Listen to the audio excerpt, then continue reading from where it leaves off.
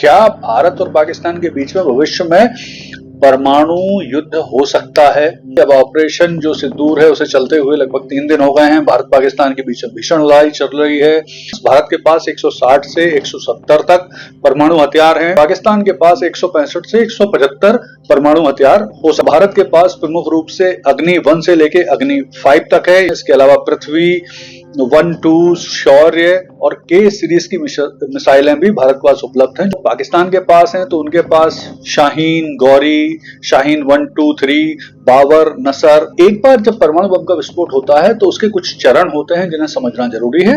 नमस्कार दोस्तों, आज बात करेंगे एक बहुत ही महत्वपूर्ण विषय पर, और इस पर चर्चा करना इसलिए आवश्यक है कि जिस तरह से आपको पता है ऑपरेशन सिंदूर चल रहा है। भारत पाकिस्तान के बीच में अब लड़ाई और इंटेंस होती जा रही है, भीषण होती जा रही है।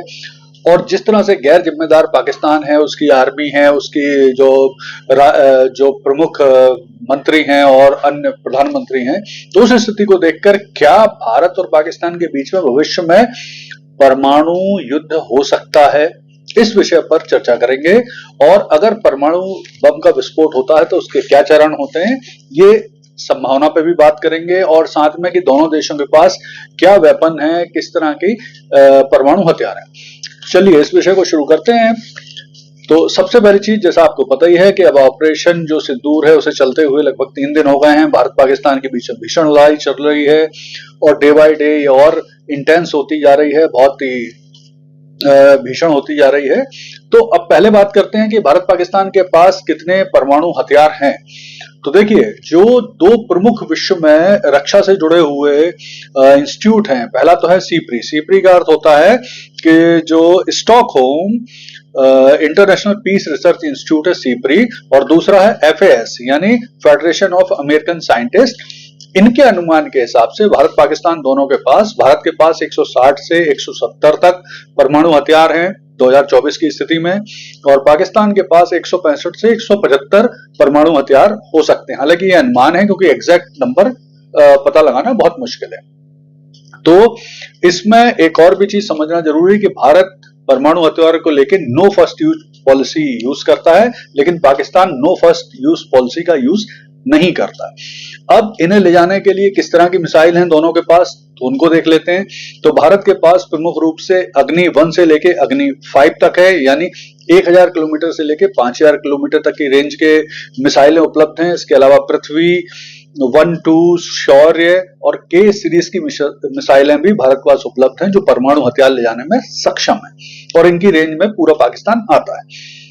इसके अलावा जो पाकिस्तान के पास हैं तो उनके पास शाहीन, गौरी, शाहीन 1, 2, 3, बाबर, नसर, ये सारे हथियार हैं जो पाकिस्तान को मुख्य रूप से ऐसा कहा जाता है चीन के दिए गए हत्फ जो सीरीज के हथियार हैं, हत्फ सीरीज की जो मिसाइल हैं वो हैं बेसिकली, जिसे पाकिस्तान ने अपने नाम दे दिए। तो देखिए, अब अगर मान लीजिए दोनों के बीच परमाणु युद्ध होता है और कोई देश परमाणु बम गिराता है किसी पर, तो क्या क्या चरण होते हैं इनके, उनको भी जल्दी से समझ लेते हैं।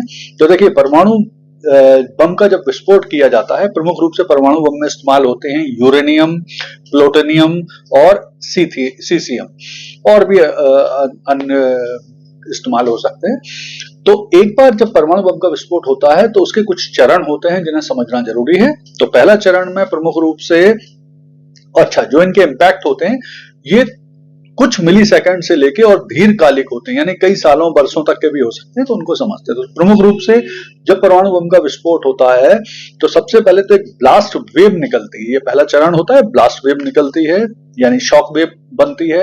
हवा बहुत तीव्र गति से धकेलते हुए आगे बढ़ती है, जिससे इमारतें, वाहन, अन्य चीजें बहुत तीव्र गति से नष्ट होती हैं, दूर धकेलने लगती हैं चीजों को। हिरोशिमा में जो परमाणु बम का विस्फोट हुआ था उसमें 2 किलोमीटर तक जो शॉक वेव बनी थी, ब्लास्ट वेव बनी थी, उसने सब चीजों को नष्ट कर दिया था। दूसरे चरण में फिर थर्मल रेडिएशन होता है, यानी स्टीम हीट जनरेट होती है, और इस स्टीम हीट में हजारों डिग्री तापमान एकदम से हो सकता है। तो इसके संपर्क में आने वाला कोई भी वस्तु, व्यक्ति बहुत ही जल्दी वेपोराइज हो जाता है, यानी भाप में बदल जाता है। उसे मिली सेकंड लगते हैं, वो भाप में बदल जाता है, उसे पता ही नहीं चलता। फिर इसके बाद इसी में एक और चरण होता है न्यूक्लियर फॉल आउट, यानी जो रेडियो एक्टिव तत्व हैं वो धीरे धीरे फिर नीचे गिरते हैं और इफेक्ट डालते हैं अपना लॉन्ग टाइम। अन्य फिर और इसका जो असर होता है न्यूक्लियर फॉल आउट का, वो कुछ घंटों से लेके साल महीनों तक बना रह सकता है। इसके अलावा इसके न्यूक्लियर फॉल आउट के परिणाम स्वरूप कैंसर हो सकता है, जन्म दोष बच्चे पैदा हो सकते हैं, रेडिएशन से जुड़ी बहुत सारी बीमारियां हो सकती हैं।